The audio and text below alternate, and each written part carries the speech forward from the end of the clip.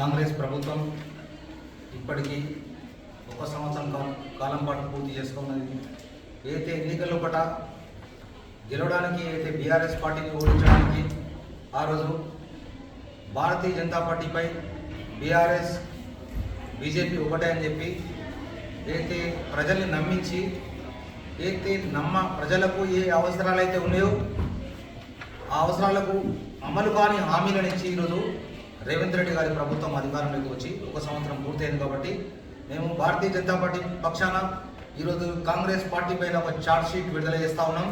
అలాగే నర్సాపూర్ నియోజకవర్గంలో కూడా రేవంత్ రెడ్డి గారు ఇక్కడ బహిరంగ సభకు వచ్చినప్పుడు ఏదైతే విద్యార్థుల పాలిట శాపమైన చార్మినార్ జోన్లో ఉన్న నర్సాపూర్ ఉమ్మడి మెదక్ జిల్లాని సిరిసిల్ల జోన్లో కలిపిండు.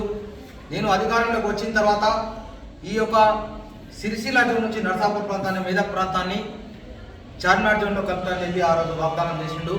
ఇప్పటికి సంవత్సరం కాలం పూర్తయింది. కాబట్టి ఈ యొక్క కాంగ్రెస్ పార్టీని ఇక్కడ ఉన్న కాంగ్రెస్ పార్టీ నాయకులను ప్రశ్నిస్తూ ఉన్నాం. ఈ యొక్క సిరిసిల్ల జోన్లో ఉన్న నర్సాపూర్ ప్రాంతాన్ని మెదక్ ప్రాంతాన్ని చార్మినార్ జోన్లో కలపాలని డిమాండ్ చేస్తాను. అలాగే పేదలకు డబుల్ బెడ్రూమ్ ఇస్తాం.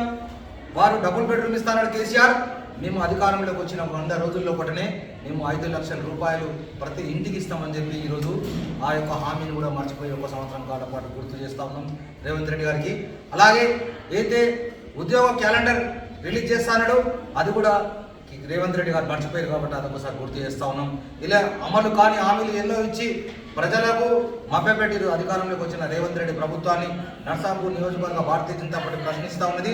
ఈ యొక్క నియోజకవర్గంలో కూడా అయితే గతంలో సునీతా లక్ష్మారెడ్డి గారు బీఆర్ఎస్ పార్టీ అధికారంలో ఉన్నప్పుడు ఈ యొక్క కాంగ్రెస్ పార్టీ అధికారంలో ఉన్నప్పుడు కూడా మేము అయితే క్రీడాకారులకు క్రీడా మైదానం అయితే ఇండోర్ స్టేడియం ఏర్పాటు చేస్తూ ఉన్నారు. కాబట్టి నర్సాపూర్ పట్టణంలో కూడా ఇండోర్ స్టేడియాన్ని ఏర్పాటు చేయాలని డిమాండ్ చేస్తున్నాం. అలాగే ఈ యొక్క నర్సాపూర్ ప్రాంతం డివిజన్ చేసిన తర్వాత ఇక్కడ పర్మనెంట్ కార్యాలయం గతంలో కూడా అయితే ఉమ్మడి పాలకులు ఉన్నప్పుడు ఇక్కడ పర్మనెంట్ ఒక ఎంఆర్ఓ మండల ఆఫీస్ ఉండే ఇది అది కూల్చివేసి అనేక సంవత్సరాలు అవుతున్నప్పుడు కూడా దాన్ని కూడా ఏ కోశాన కూడా పట్టించుకోలేదు టీఆర్ఎస్ ప్రభుత్వం కానీ ఇప్పుడు వచ్చిన కాంగ్రెస్ ప్రభుత్వం కానీ భారతీయ జనతా పార్టీ ఆ విషయాన్ని ఇంకోసారి గుర్తు చేస్తాం.